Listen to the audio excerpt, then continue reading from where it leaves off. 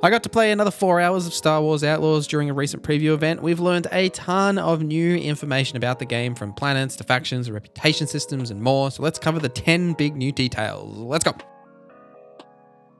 By the way, I am giving away a gold edition of Star Wars Outlaws at launch. If you'd like to win this, you need to be subscribed to the channel and click the link in the pinned comment down below and complete one or all of the entries on the page in order to enter. Good luck.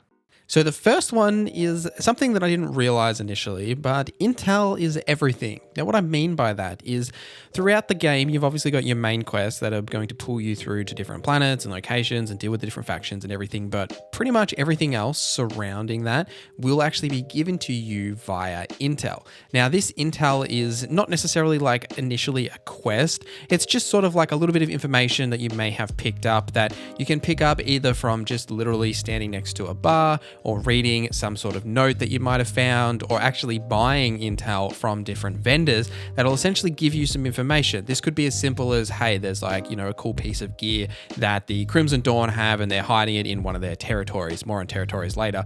But it could also be something as big as an actual side quest. One of the intel chains that I received was to help a droid that had some sort of an issue that he wanted help with, and I needed to use that intel chain to actually learn what his issue was and how I could actually fix him. And there's even actual longer quest chains that are tied to this as well that are actually linked to different ability giving NPCs, which brings us to our next point, that skills aren't what you think. So in Star Wars Outlaws, you won't have like a typical skill tree that, you'll level up and get skill points that you can then put skills into them. They actually come via these very specific NPCs that you actually need to go out and find.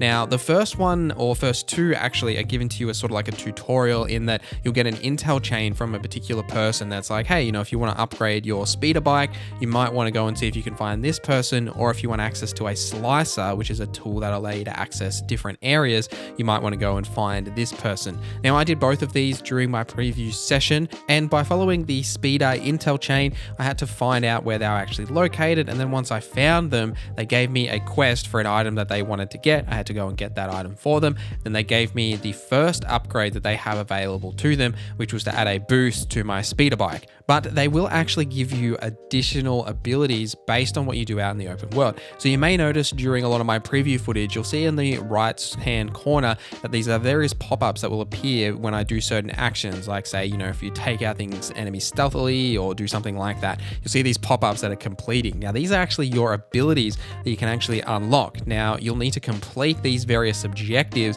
in order to unlock the next ability. Once you've unlocked that first one with that NPC, you'll then be able to go out and do these other ones, but you'll actually need to find them, locate them, complete that initial quest to be able to unlock the ability to unlock their other abilities that they have available to you. Minigames are everywhere in Star Wars Outlaws in all of the cities. Now, unfortunately, I didn't have a whole lot of money during my preview session, so I didn't get to try a lot of the different minigames. One that I did get to try that I actually quite enjoyed was sort of like a digital version of that game where you put like a coin or something in like a cup, and you've got 3 cups, and then you like move them around really fast, and you're like, which one is the cup in?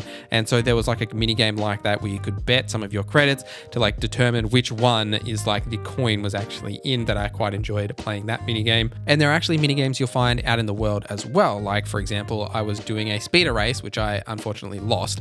And that was just totally because the syndicate started chasing me because we went through their territory. Otherwise, I totally would have won. But you'll definitely find these mini games throughout the game that you can interact with and complete and bet some of your credits in order to potentially get more back. And just like other fun arcade games as well that I did interact with, that you can play like a Space Invaders sort of mini game as well on like arcade machines. And that brings us to the next point, which is that you can legally cheat, kind of, in gambling games. Now, there are another form of mini games which are like gambling games. In the footage here, you're seeing like a typical sort of like space horse race, sort of version. You'll actually find notes out in the world, especially in criminal syndicates areas, that will give you information on like, say, fixed races. Like, there's a certain horse that is, X amount of size or age or whatever that is guaranteed to win this race because they've like fixed the race. You can use that information to then bet big on that horse course, so you can actually win a bunch of credits, which I thought was a fun little detail, and it gives a bit more value to the different nodes that you find throughout the world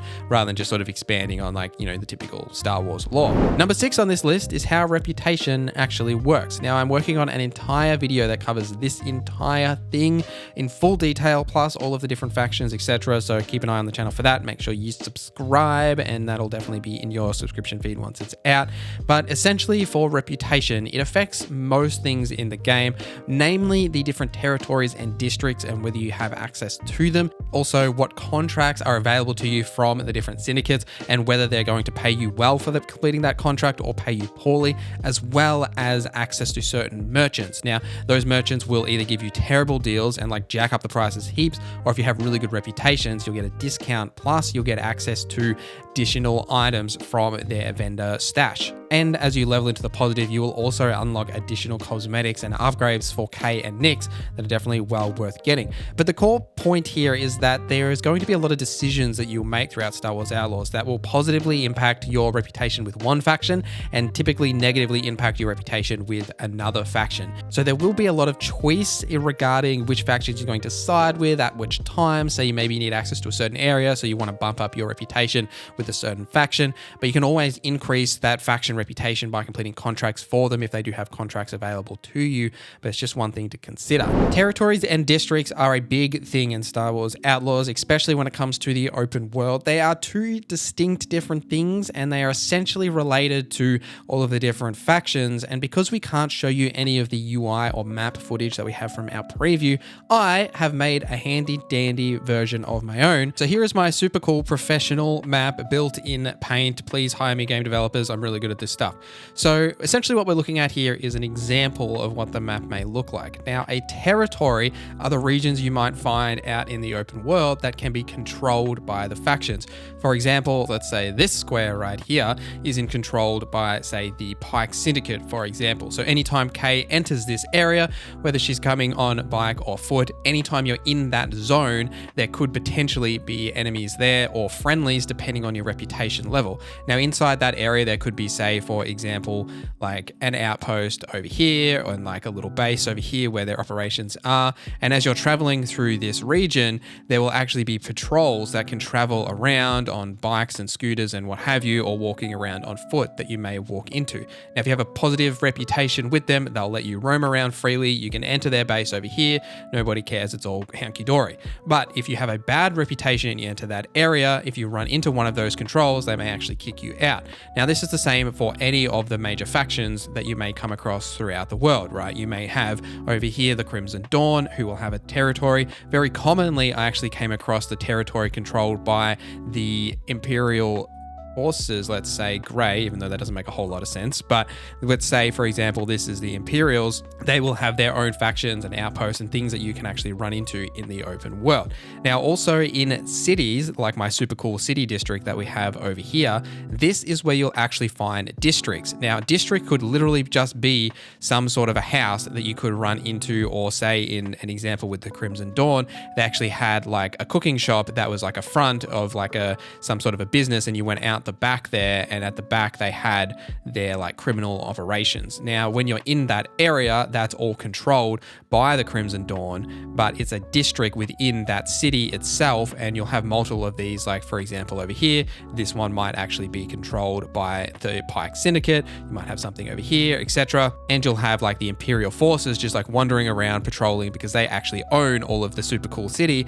but you'll have these districts that are actually controlled by the syndicates, which will actually have merchants and contracts and things available to you. And exactly the same like in the open world, whether they're available to you or not will be dependent on your reputation levels. Number 4 on this list is the other weapons that you have available to you. Now, a big criticism that I had for Star Wars Outlaws during my initial previews is that you only have the pistol, which you can upgrade the pistol, and it does have its various different modes, but there are other weapons that are available to you for a limited time that Nyx can actually go and grab for you, or you can just pick them up yourself and use them while they have like a limited limited amount of charge. The most common one that I saw was the E11 blaster rifle that most enemies will actually use, and you can just get Nix to go and grab these for you and bring them over to you.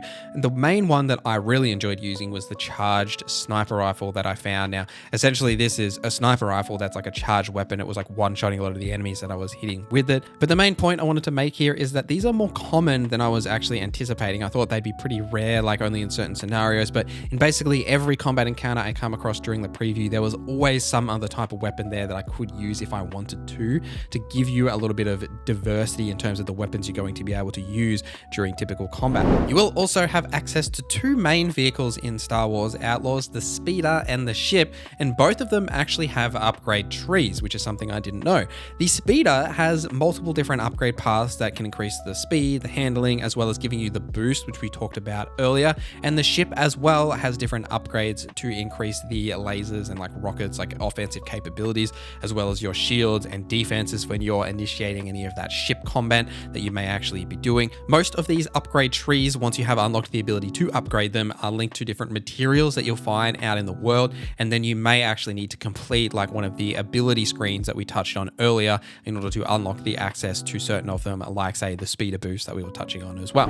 The space exploration was a hot topic for some reason for Starfield, but we did learn a little bit more about how this is going to work in Star Wars Outlaws as well. So essentially here, when you're like in space, you'll be able to bring up like a hyperspace menu and then initiate hyperspace, which will then push you through a loading screen, and you'll arrive like in the space area, like above whatever that planet or moon that you are like traveling towards is. And you can actually explore while you're in that space as well. There'll be things that you'll be able to interact with, like a crate that I found that by destroying it, like unlocks some like materials and stuff like that. There'll obviously be like combat as well for the ship when you are in space as well. And then when you want to land on the planet, you can just choose the option to actually go and land on that planet, and then you'll just like transition down to the planet. The last point I have for you was my favorite thing that I found during the second preview, and that is customization is absolutely huge. Now, all the vehicles like your speeder and ship do have customizations as well, like you can change the paint job, etc.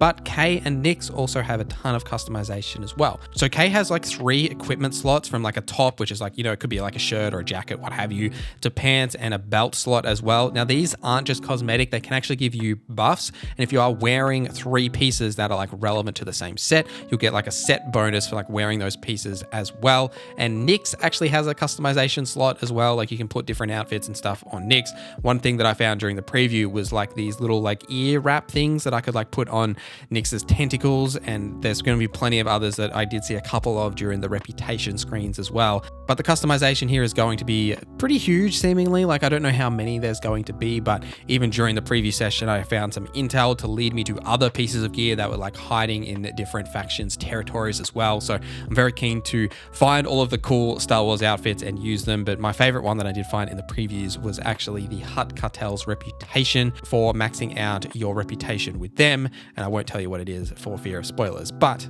let me know your thoughts on this video in the comments down below. What are you excited for Star Wars Outlaws? I'd love to know your thoughts in the comments. But thank you guys for watching this video till the end. Thank you to our members for supporting the channel. My name is Norza, and I hope you have a great day.